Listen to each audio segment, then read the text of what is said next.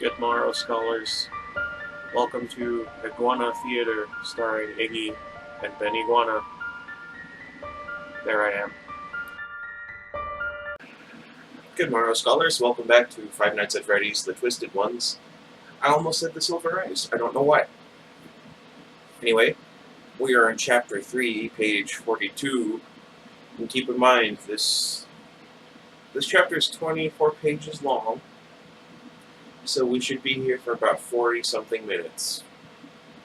Not including time I take to get distracted. Charlie checked her watch. She was on time to meet John, even early. She passed under a streetlight and looked down at herself, checking her clothes. Oh no. The knees of her jeans were wet with mud, and there was a dark stain where she had wiped her fingers clean of the dead man's blood. That sounds like a really cheesy horror movie. Anyway, I can't show up covered in blood. He's seen me like this too many times already.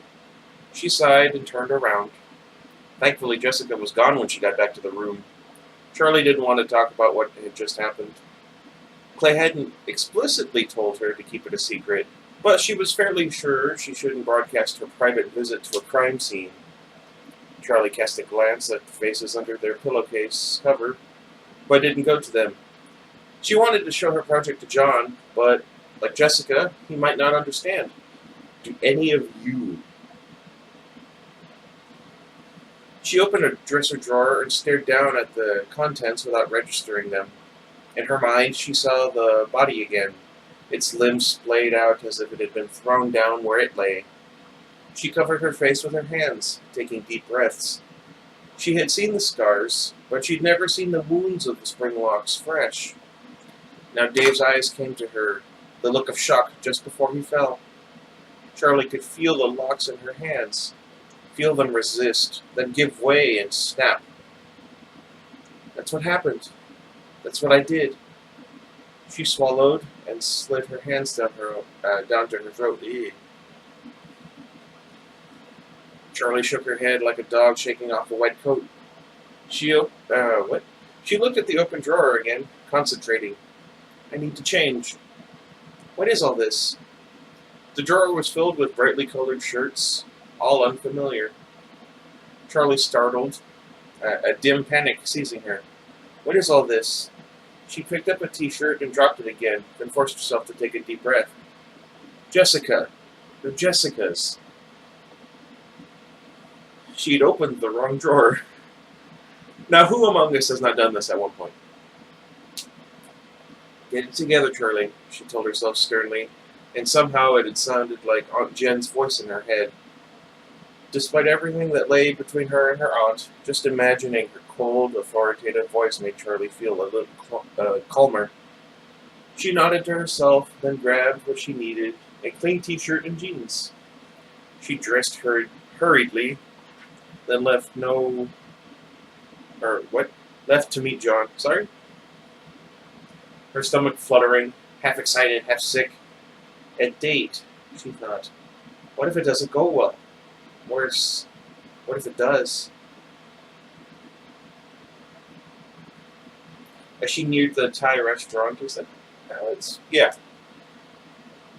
She saw that John was already there. He was waiting outside, but he didn't look impatient. He didn't spot her right away, and Charlie slowed her pace for a moment, watching him. He seemed at ease, gazing into the middle distance with a vague, pleasant expression. He had an air of confidence he hadn't possessed a year ago. It wasn't that he'd been unsure of himself then, but now he looked adult. Maybe it was because he'd gone straight to work after high school. Maybe it was what happened last year at Freddy's, Charlie thought, with an unexpected sense of envy. Although she'd moved out on her own to a new home and a new college, she felt as if the experience had left her more a child, not less. And not a cared for or protected child, but one who was vulnerable and unmoored. A child who had looked under the bed and seen the monsters. Makes me think of a creepypasta. Never mind. John noticed her and waved. Charlie waved back and smiled, the expression forced. Date or not, it was good to see him. Or, did I say forced or unforced? Unforced. Anyway.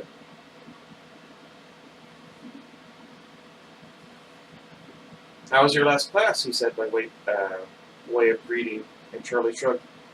I don't know. It was class. How was the rest of work? He grinned. It was work. Are you hungry? Yes, Charlie said decisively. They headed inside and were motioned to a table. Have you been here before? John asked, and Charlie shook her head. I don't get out much, she said. I don't even come out to town that often. The college is sort of its own little world, you know?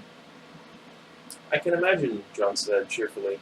Now that the secret was out that he wasn't in school, he'd apparently shed his earlier discomforts. Isn't it a little bit... He searched for the words. Doesn't it feel a little isolated? Not really, Charlie said. If it's a prison, it's not one of the worst. I didn't mean to compare it to prison, John said. So come on, what are you studying? Charlie hesitated. There was no real reason not to tell John, but it seemed too soon, too risky to announce that she was eagerly following in her father's footsteps. She didn't want to tell him she was studying robotics until she had some idea of how he would respond, just like with her project. Most colleges make you do a set of classes for your first year, English, math, everything like that, she said, hoping it would sound like a response. Suddenly, Charlie didn't want to talk about school. She wasn't sure she could keep up a conversation about anything, really. She looked at John, and for a moment imagined the spring-lock wounds in his neck. Her eyes widened, and she bit the inside of her cheek, trying to ground herself. Now, this is an interesting phenomenon. Phenomenon? Anyway. I'm sure all of you had similar instances where a thought comes into your head out of nowhere, and it's completely morbid or bizarre.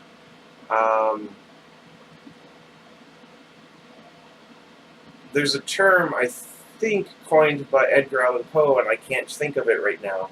Let me know if you find it. But it describes like an almost foreign thought coming into your mind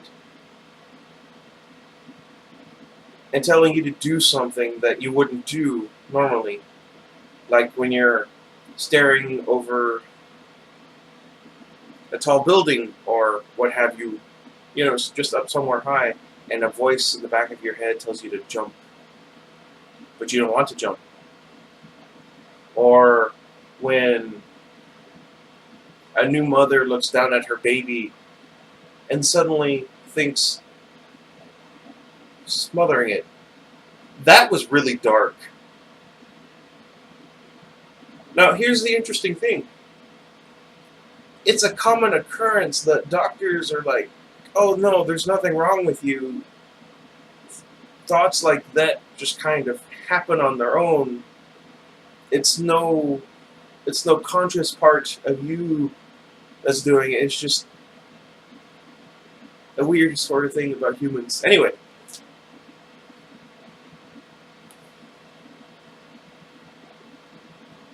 Why do I do these things? Let's see, where was I? Oh, right, I had finished the page. Tell me about your job, she said, and saw her own hesitation mirrored on his face. I mean, I like the work, he said. More than I thought I would, actually. There's something about doing physical labor that kind of frees my mind. It's like meditation.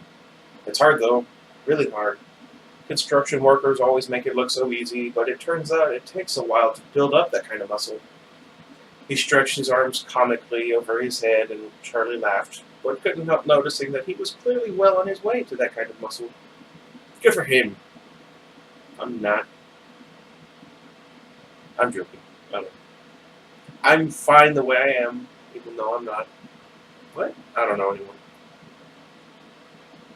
Be proud of who you are. That's my point. Anyway.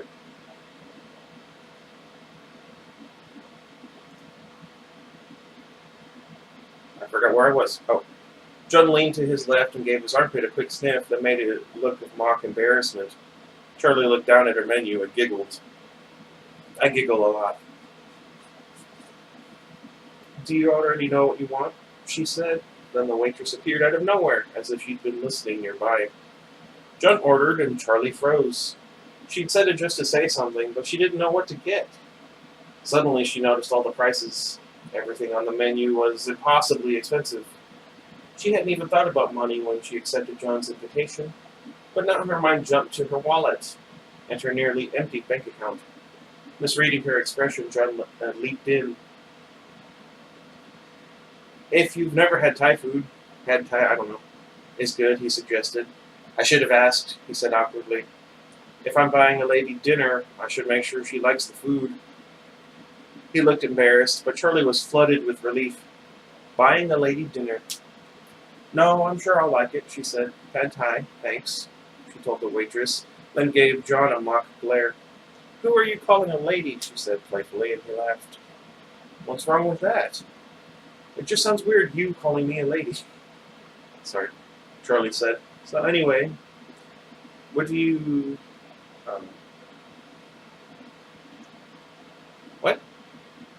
What do you all do? I'm guessing there should be another do in there. What do you do all day besides meditate?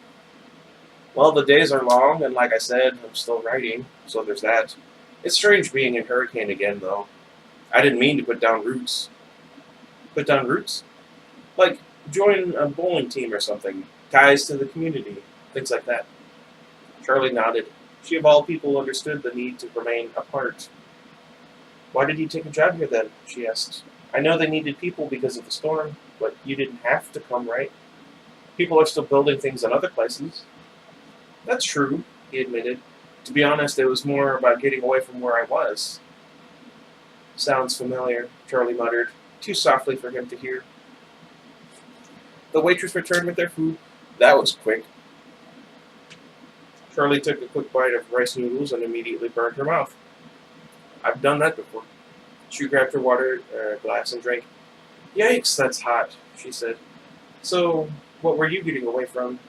She asked the question casually, as if the answer would be simple. Do you have nightmares too? She held back the words, waiting for him to speak. John hesitated. Girl, actually, he said. He paused, searching for a reaction. Charlie stopped chewing. That wasn't at all the answer she had been expecting. She swallowed, nodding with self-conscious enthusiasm. After an excruciating silence, John went on. We started dating the summer after Freddy's. I told her I wasn't looking for anything serious. She said she wasn't either. Then suddenly it was 6 months later and we were serious. And I just started working.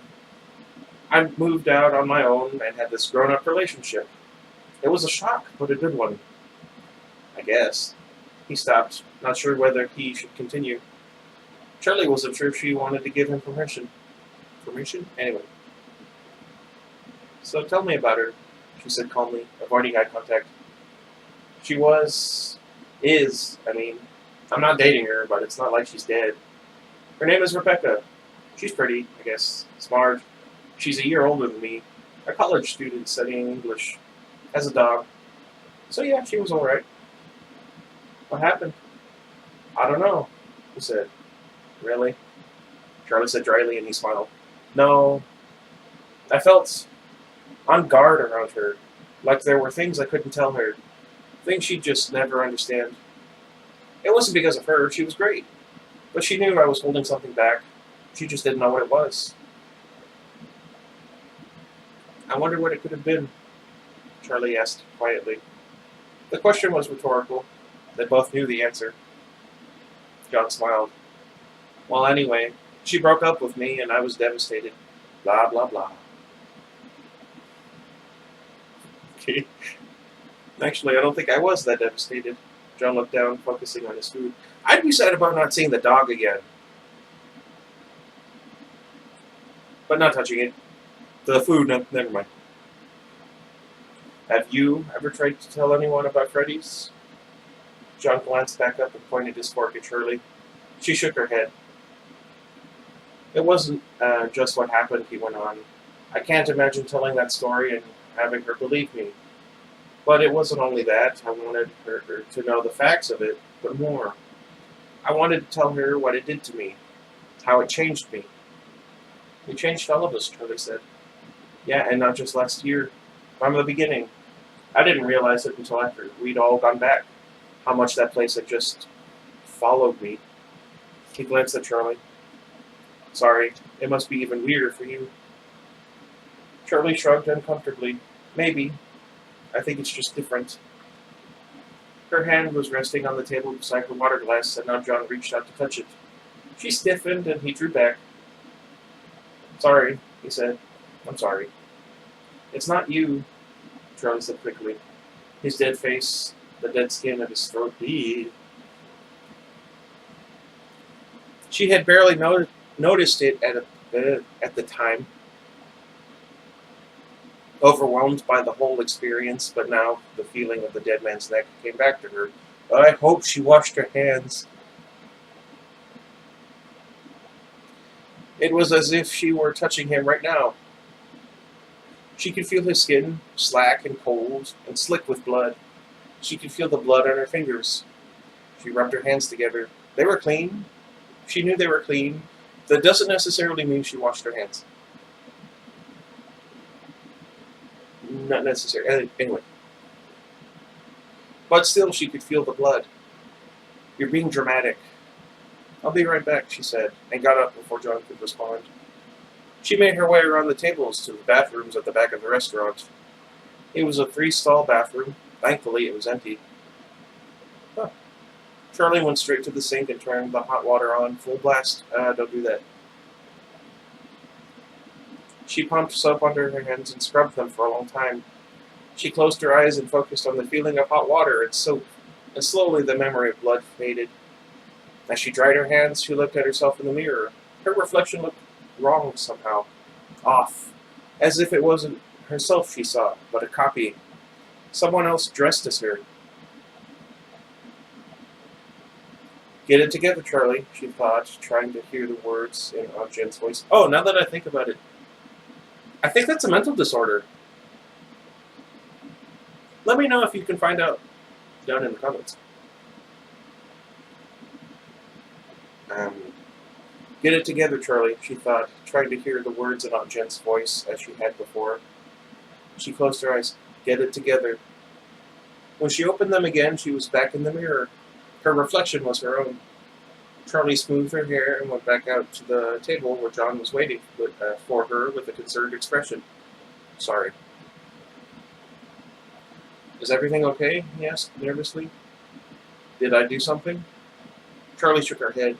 No, of course not. It's been a long day, that's all. There's an understatement. She glanced at her watch. Do we still have time for a movie? She asked. It's almost 8:30. Yeah, we should go, Charlie said. Are you done? Yeah, it was really good. Thank you. She smiled at him. Oh, okay. I thought I heard thunder. It's just a truck. The lady liked it. John smiled back, visibly relaxing. He went to the counter to pay, and Charlie went outside, waiting for him on the sidewalk. Dark had fallen. There was a chill in the air. Charlie wished briefly that she thought to bring a sweatshirt. John joined her after a moment. Ready? Yeah, Charlie said. Where is it? He looked at her for a moment and shook his head. The movie was your idea, remember? He laughed. Like I said, I don't get out much. Charlie looked down at her feet. The theater's only a few blocks away. They walked in silence for a short while. This is so awkward. What the heck was that?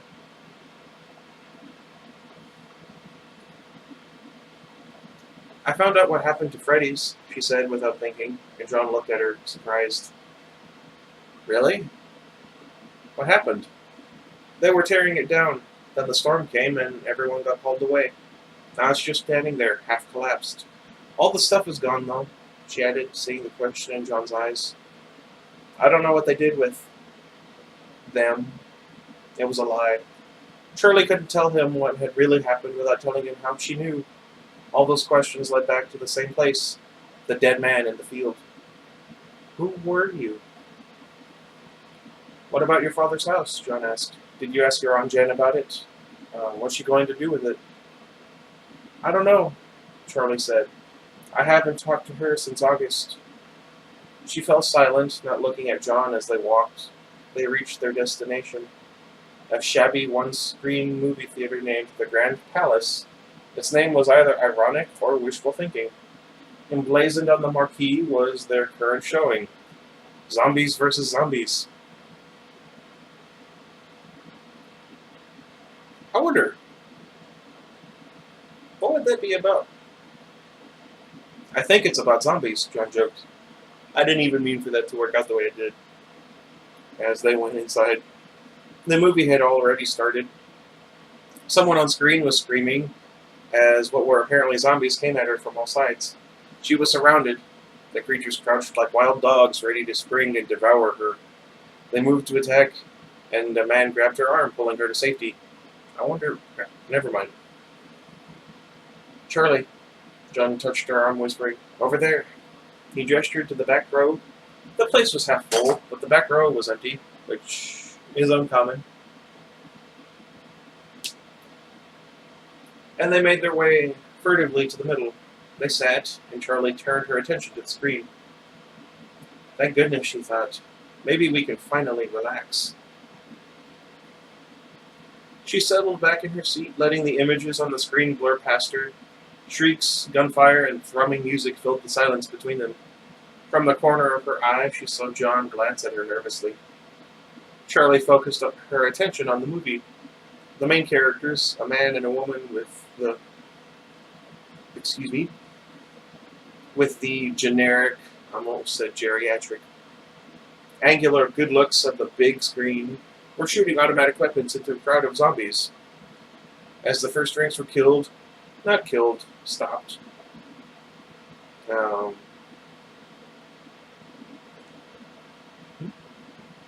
severed in half by the guns, they still twitched on the ground. The ones behind climbed over their fallen cohorts. I'm reminded of the zombie survival guide. The camera switched back to the man and woman who jumped a fence and took off running. Behind them, the zombies kept coming, struggling forward, oblivious to the undead bodies they waded through. The music was urgent, the bass line pounding like an artificial heartbeat, and Charlie relaxed against the seat, letting herself be absorbed into it all. What was he doing there? The image of the dead man returned to her. Something about the wounds bothered her. Did I say that right? But she hadn't been able to put her finger on it. Well, she did, but I recognized those wounds. They all matched what I remembered, but something was different. What was it? She sensed movement next to her and saw John trying to stretch an arm toward her. Really? She thought. Do you have enough room? She asked him, and scooted away without waiting for a response. He looked embarrassed, but she glanced away, planting her elbow in the other armrest and was staring fixedly at the screen. Enough room, that's it. She closed her eyes, concentrating on the image in her head. The wounds were slightly larger and more spaced out. The suit he was wearing was bigger than the suits from Freddy's. The man was probably 5'10" or 5'11", which means the suits must have been at least 7 feet tall. On screen, there was quiet again, but it was short-lived. Charlie watched, mesmerized, as the dirt spilled away of its own volition, moving like magic as the zombie rose. It wouldn't be like that, Charlie said definitively. It's not that easy to get out of a grave. By now the zombie on screen was halfway out, crawling to the surface and looking around with its glassy, mindless eyes. You can't get out that fast. Charlie blinked and shook her head, trying to stay focused.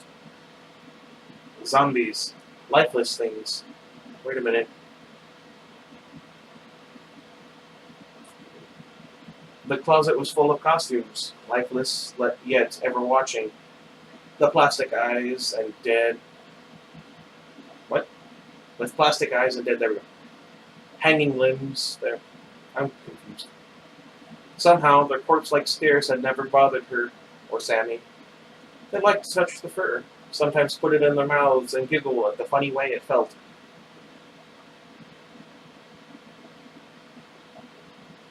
Some was old and matted, some new and soft. The closet was their place, just for the two of them. Sometimes they babbled together in words that had meaning only to them. Sometimes they played side by side, lost in separate worlds of make-believe. But they were always together. Sammy was playing with the truck when the shadow came. He ran it back and forth on the floor, not noticing that their ribbon of light had been cut off. Charlie turned and saw the shadow. So still he could be an illusion, just another costume out of place. Then the sudden movement, the chaos of fabric and eyes, the truck clanked off, clanked as it fell to the floor, and then loneliness. A dark so complete she began to believe she'd never seen it all. The memories of sight had only been a dream, a trick of the utter blackness. She tried to call his name. She could feel him nearby. But all around her were solid walls. "Can you hear me, Sammy? Let me out, Sammy." Sorry. But he was gone, and he was never there again. "Charlie, are you okay?" "What?" Charlie looked at John. She'd realized she'd pulled her feet up on the chair and was hugging her knees to her chest. She sat back, setting her shoes back on the floor. John gave her a concerned look. "I'm fine," she whispered, and gestured to the screen. John put a hand on her forearm. "I like John, he's a good guy." "Are you sure you're okay?" he asked. Charlie stared straight ahead. Now there were people running, the zombies lurching after them. "This doesn't make sense," Charlie muttered to herself. "What?" John leaned toward her. Charlie didn't move, but she repeated herself. "It doesn't make sense. Zombies don't make sense. If they're dead, the central nervous system is shot, and they can't do any of this. If there's a functioning central nervous system, which has somehow decayed to the point where that movement of thought are possible, but severely hindered, fine. If it makes them violent, fine. But why would they want to eat brains? It doesn't make sense. That man wouldn't have been able to walk on his own in a suit so oversized. He didn't walk into that field. The suit did. The animatronic was carrying him inside. It walked into that field of its own accord. Maybe it's symbolic," John suggested, eager to engage, however odd the conversation. "You know, like the idea that you eat your enemy's heart to gain their power. Maybe the zombies eats its enemy's brain to gain its central nervous system." He glanced at Charlie, but she was only half listening. "Okay," she said. She'd been irritated by the movie. Now she was irritated by the conversation she had herself introduced. Sorry. "I'll be right back," she told John, and got up without waiting for him to respond. She made her way out of the row, through the lobby and out the door. On the sidewalk, she took a deep breath and felt an intense relief at the wash of fresh air. Dreams about being trapped are common, she reminded herself. She'd looked it up when they began. They were only slightly less common than dreams of showing up to class naked, plummeting from a great height, or having all your teeth fall out suddenly. I haven't had that dream in a long time. How about you guys? What's your most common reoccurring dream? Last 2 nights I have had really vivid dreams about Digimon. First 2 seasons. Anyway. Where was I? But this didn't feel like a dream. Charlie jostled her thoughts back to the present, where even the crime scene of a gruesome murder seemed like a safer place to keep them. There must be tracks. He didn't walk there himself. There must be some kind of clue of what carried him into that field, and where it came from. Charlie shivered. She went back inside the building. Just going to think I'm nuts. She arrived at the swinging theater doors and stopped. She couldn't do it. She had to know. There was a young man at the concession stand, and she asked him if the place had a payphone. He pointed silently to his right, and Charlie went, fishing in her pocket for a quarter, and for Chief Berg's card. She dialed carefully, pausing between numbers to check the card again, as if the writing might have changed since she looked. I do that too. Let's see. Clay Burke answered on the third ring. Burke. I forgot the voice again already. Clay, it's Charlie. Charlie, what's wrong? He was instantly alert. Charlie could picture him leaping to his feet, ready to run. That definitely wouldn't be me.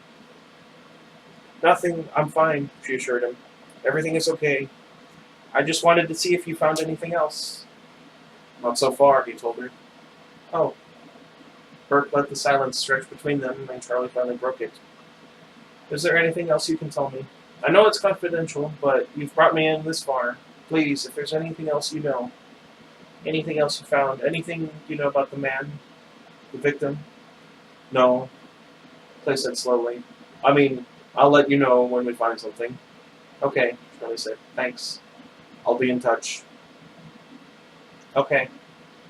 Charlie hung up the phone before he could say goodbye. I don't believe you, she said to the phone on the wall.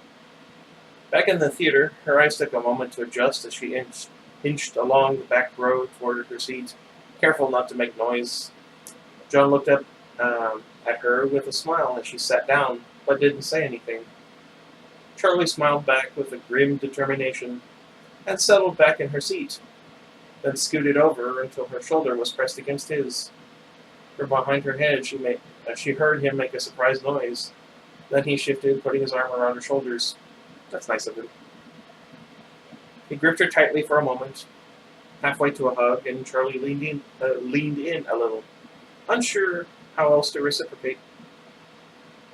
Did I say that? Never mind. What if someone put him in the costume, like some kind of wind-up death trap? Stuck him inside that thing, then sent it walking until the spring locks went off. But who would know how to do that? Why would someone do that? Did I miss anything? Charlie asked, though she hadn't paid any attention to the first half of the movie anyway. It was daytime on screen, and it looked like there were more people holed up in some sort of bunker. Charlie couldn't remember which of them had been the original characters. She wriggled in her seat. John's arm around her had relaxed, but now the arm of the seat was digging into her side. He started to move away, but she settled herself in again. No, it's okay, she whispered, and his arm circled her again. Awkward. Just get on with it, Charlie said, flustered. John startled. Sorry, I didn't want to be too aggressive. No, not you. Charlie gestured toward the screen. They should just build a minefield around the bunker and wait for them all to blow up. The end. I think that's actually what they do in the sequel, but we'll have to wait to watch it for ourselves. He winked. There's another one? She sighed. When the credits started to roll, they gathered their things and headed to the exits with the rest of the small crowd, not speaking until they got outside. On the sidewalk, they stopped. This has been nice, John said, sounding somehow like he meant it. And Charlie laughed, then groaned, covering her face with both hands. This has been awful. This has been the worst date ever. I'm so sorry. Thanks for lying, though. John gave an uncertain smile. It was nice to see you, he said with cautious levity. It's just... Can we go somewhere to talk? John nodded, and Charlie started back toward campus with him following behind.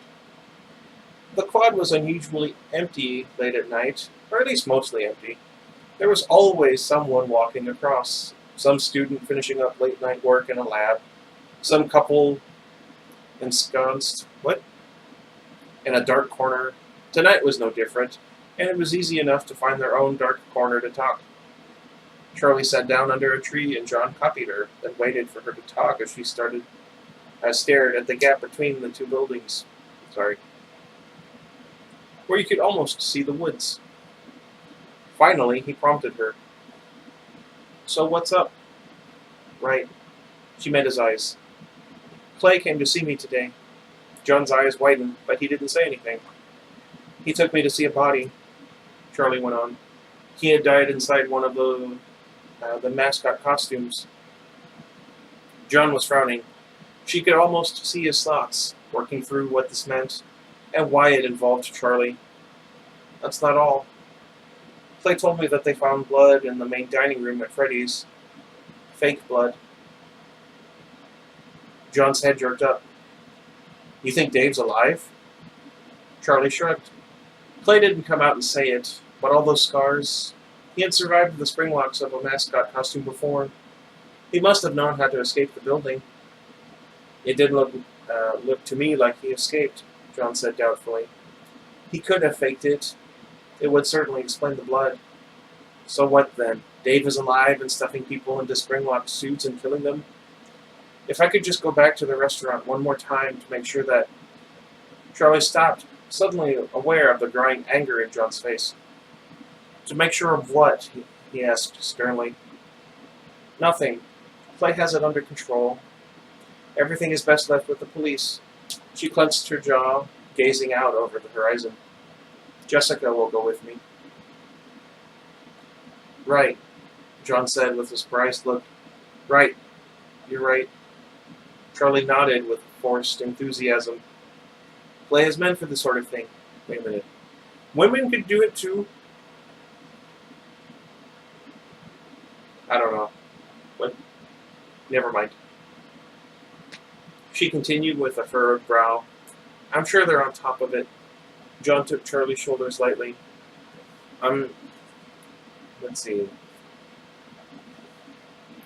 I'm sure it's not what you think it is anyway, he said in a hearty, reassuring tone. There's a lot of crime in this world that doesn't involve self-imploding furry robot suits. He laughed and Charlie forced a smile. Come on. John extended a hand and Charlie took it. I'll walk you to your dorm. I appreciate the gesture, she said, but Jessica's there, and we'd have to go through the whole reunion, you know? John laughed. Okay, I'll save you from Jessica and her relentless camaraderie. Seriously, why do I mess up on the simplest of words anyway? Charlie grinned. My hero. Where are you staying anyway? The little motel you stayed at last year, actually, John said. I'll see you tomorrow, maybe? Charlie nodded and watched him go, then started on her own way home. Excruciating though the date had been, the last half hour felt like a homecoming. It was her and John again. They were familiar again. All we needed was a good old-fashioned murder, she said aloud, and a woman walking her dog gave Charlie an odd look as she passed in the opposite direction. As at a movie, Zombies versus Zombies. Charlie called half-heartedly after her retreating back. You should go check it out. They don't put mines around the bunker. Spoiler alert. Charlie had half hoped Jessica would be asleep, but the lights were on when she reached their room. She flung open the door before Charlie had her key out of her pocket, her face flushed. She was probably watching them. So? Jessica demanded. So what? Charlie asked, grinning in spite of herself. Hey, before you start into this, I need to ask you something. Uh-oh. So you know what, Jessica cried, ignoring her question. Tell me about John. How did it go? Charlie felt the corner of her mouth twitch. Oh, you know, she said casually. Listen, I need you to go somewhere with me in the morning. Charlie, you have to tell me. Jessica moaned exaggeratedly and flopped back on her bed. Then she sprang up into a sitting position. My ears just popped. Come here and tell me, Charlie sat, drawing her legs up under her. It was weird, she admitted. I didn't know what to say. Dates just seemed so uncomfortable. But about what I was saying. But it's John. Shouldn't that outweigh the date part? Well, it didn't, Charlie said. She looked at the floor. She could tell her face was red, and suddenly she wished she hadn't told Jessica anything at all. Jessica put her hands on Charlie's shoulders and looked at her seriously. You are amazing, and if John isn't just falling all over himself for you, that's his problem. Charlie giggled. I think he kind of is. It's part of the problem. But there's something else if you would just listen for a sec. Oh, there's more, Jessica laughed. Charlie, you need to say something for the second. Wait, what? You know. What? No, no, no! I need you to go somewhere with me in the morning. Charlie, I have a lot going on right now. I have exams coming up, and I need you... Charlie clenched her jaw for a moment. I need you to help me pick out new clothes for my next date, she said cheerfully, then waited to see if Jessica would believe a word of it. Charlie, are you kidding me? We'll go first thing in the morning. Dang it. She jumped up and gave Charlie a giant hug. We'll have a girls' day out. It will be amazing. Jessica flopped back onto her bed. Sleep for now, though. That didn't take long. It won't bother you if I work on my project for a while, will it? Not at all. Jessica waved limply, then went still. Man, I wish I could fall asleep that quick. I have to take this supplement of some kind. It's called Emergent Z. It puts me to sleep in like 30 minutes, and it's getting discontinued. Now I don't know what I'm going to do because I suffer from terrible insomnia. Anyway, Charlie turned on her work lamp, a single bright beam that was focused enough not to illuminate the whole room. Always helpful. She uncovered the faces. They were at rest, their features smooth as if in sleep. What? But she didn't turn them on yet. The switches that made them move and talk were only one part of the whole. There was another component. The part that made them listen was always on. Everything that she and Jessica said, every word spoken in the room, outside the window or even in the hall, they heard. Ugh. Each new word went into their databases, or do you say databases? Not only as a single word, but all its configurations as they emerged. Excuse me. Each new piece of information was stuck to the piece of information most like it. Everything new was built on something old. They were always learning. Charlie turned on the component that allowed them to speak.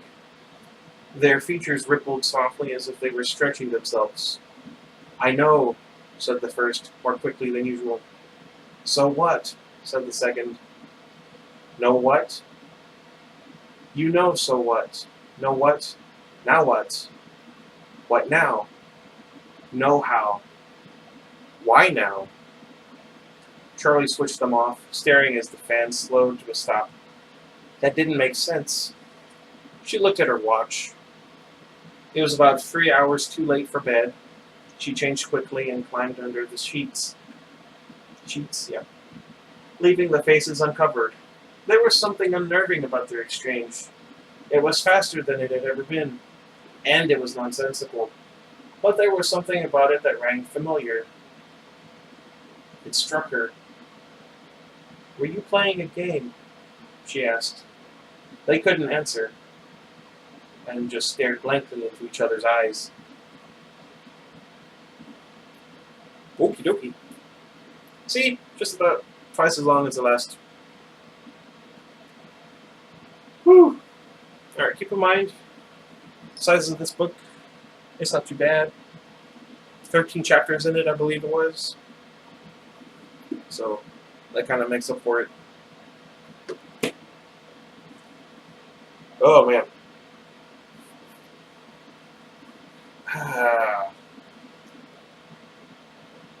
On one hand, I want to not badmouth Charlie, but I really wish she would be more considerate of her friends. Well, John, because she's the only one we've really seen him interact with. But at the same time, she's got so much going on, you can kind of understand why she is the way she is. But I don't know. Anyway, let me know what you guys think. If you saw anything in there that could have been a reference, be sure to remember. Make a list of it, and then on the final video in this series, place it there. That way everyone's list is their own. let's see, I can't think of anything else really. I'm trying to record, not necessarily in bulk, but ahead of time. So, as of this moment, I have 3 videos recorded, and with any luck, later on today, I can record like 2 more, and the video should be up 1 every day for the next however many days. I'm confused about the timeline, because you guys won't get this until, let's see, until Friday. Today's Thursday, and I'm about to upload the first episode. And then there should be 10 more chapters after that. Friday, today, but for me in 2 days. Never mind, I feel like I'm buried. Anyway, let me know what you guys think. I'm trying to read a little bit slower. And I'm failing at not running off on tangents all the time, but I feel like that's part of the charm. If you don't really like it, I apologize. You're kind of in the wrong place if you don't want my thoughts to randomly pop out for no reason. Well, not for no reason. I get prompted by the book, but it's not like, never mind.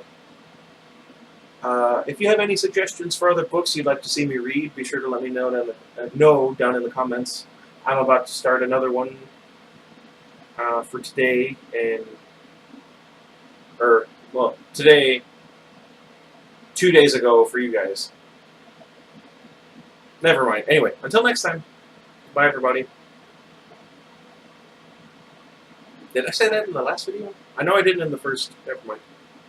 Again, this series gets dark.